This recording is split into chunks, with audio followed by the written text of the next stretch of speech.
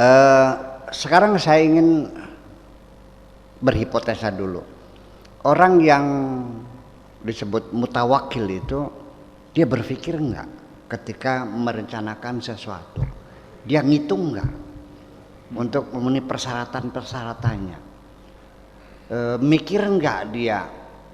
Memprediksi enggak apa yang bakal terjadi? Sama, berproses juga. Tetapi di penghujungnya orang mutawakil selalu mengambil keputusan go ahead, jalan terus. Anda nggak usah niru saya, tapi saya cerita aja. Saya keluar negeri itu bukan resmi dapat beasiswa panggilan, enggak. Saya avanturir kok. Modalnya modal nekat. Membeli tiket one way, iya, satu jalan, buat baliknya nggak ada. Jadi seperti karena Tariq bin Ziyad menyeberangi Teluk Gibraltar kan gitu, dibakar kapalnya di depan musuh, kapal dibakar, mau berenang di lautan kemudian. Jadi seperti itu. Di sana saya nggak punya saudara, nggak punya teman, kenalan juga nggak ada. Nekat aja. Ya, mati ayo. Ya kan begitu. Kan semacam itu.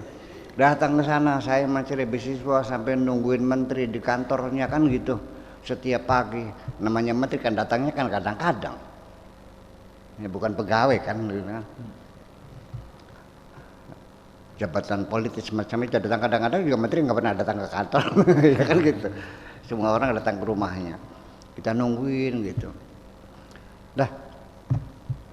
Sampai di sana juga saya di asrama numpang di tempat saya juga menempatkan diri sebagai orang yang numpang andon urip lah, mau makan sengaja saya pun supaya ada urip-uripnya saya makan juga, saya tahu diri kok. Ibu saya sangat mengajari semacam itu tuh. Ya, numpang rumah orang itu sejak kecil, piring cuci semuanya, jangan seperti bos besar gitu, ya gitu. Nah ya artinya bahwa ya saya ke pasar, saya masak segala macam, bukan memposisikan dia sebagai pembantu tidak, tapi saya ingin membayar makanan yang saya santap ini dengan tenaga saya.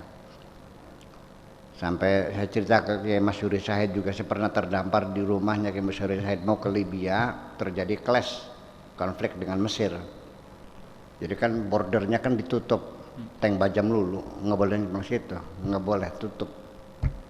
Sampai 1 bulan nunggu di rumahnya Pak Kiai Masyuri Syahid, orang Geraksan tuh. 1 bulan situ saya dikasih makan, ya piring saya cucikan, lantainya saya pel semuanya, lantai kan pakai kayu tuh, gak usah pakai minyak tanah semuanya. WC yang berkerak-kerak saya bersihkan sekali semuanya kan gitu, sebagai urut. Ya dia melarang, nggak usah, udah diam aja, biar halal apa yang saya makan gitu aja kok. Ya kan gitu. Setelah saya pulang dia nangis kok, kehilangan kan. Oh berarti saya pernah hadir kalau begitu kan begitu. Hanya modal itu saja kok saya bisa menitipkan diri di mana saja. Soalnya saya yakin punya Tuhan. Saya yakin pasti dikabulkan doa saya kan. Kan begitu persoalannya. Yakin enggak? Nah, di sini kadang-kadang kita berdoa itu ada kegamangan. Jangan dong. Ud'u rabbakum wa antum muqinuna bil ijabah. Berdoalah kepada Tuhanmu, hatimu yakin betul akan dijabah. Alasannya apa? Ya kalau tidak dijabah minta sama siapa? Iya. Kalau bukan kepadamu.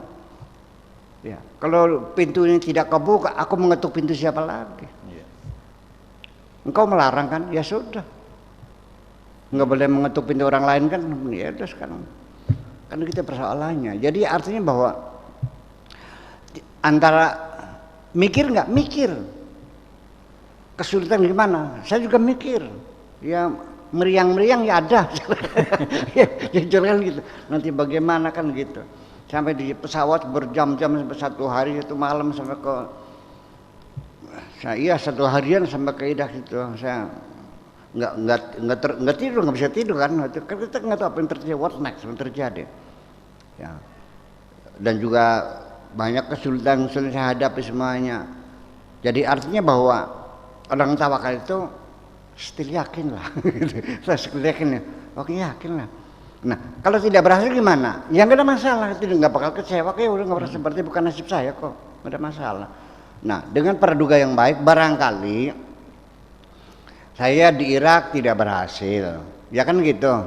Artinya nggak ada beasiswa, akhirnya dapatnya habisnya di Syria dan di Libya. Jadi saya nggak pernah mikir mau ke Libya tuh. Itu kan saya jalani aja padanya. Saya seperti air mengalir aja. Itu nggak ada beban kan, begitu masalahnya. Sampai 20 tahun lamanya saya melanglang buana di luar negeri, udah kenyang.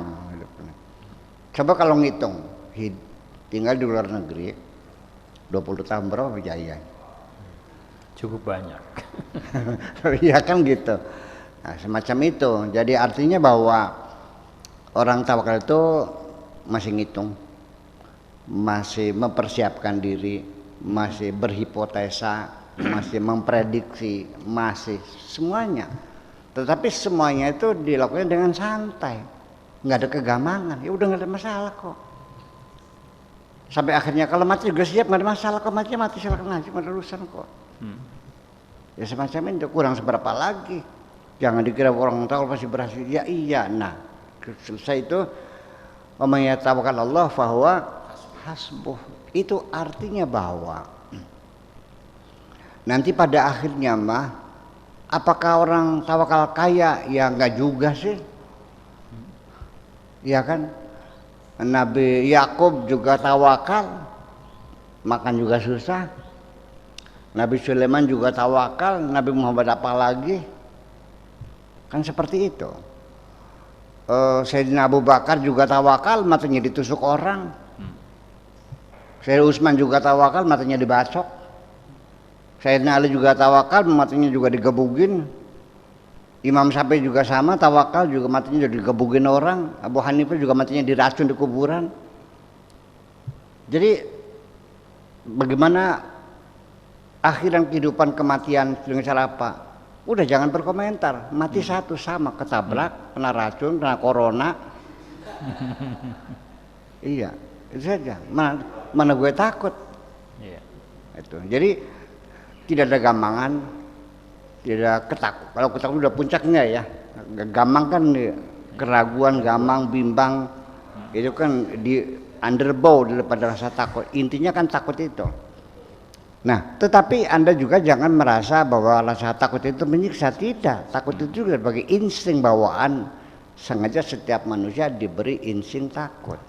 Karena bagaimanapun ya kata Sigmund Freud lagi, bahwa takut itu sendirilah disengaja diciptakan Allah di dalam diri kita ini untuk mempertahankan hidup.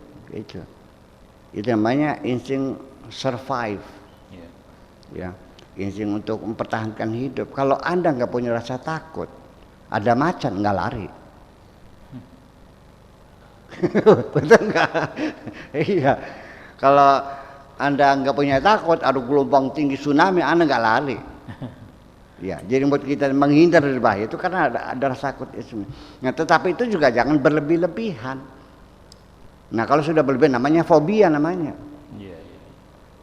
Ya, terkendali semuanya itu. Jadi ada poin lagi bahwa orang yang tawakal itu emosinya sangat terkendali. Makasih.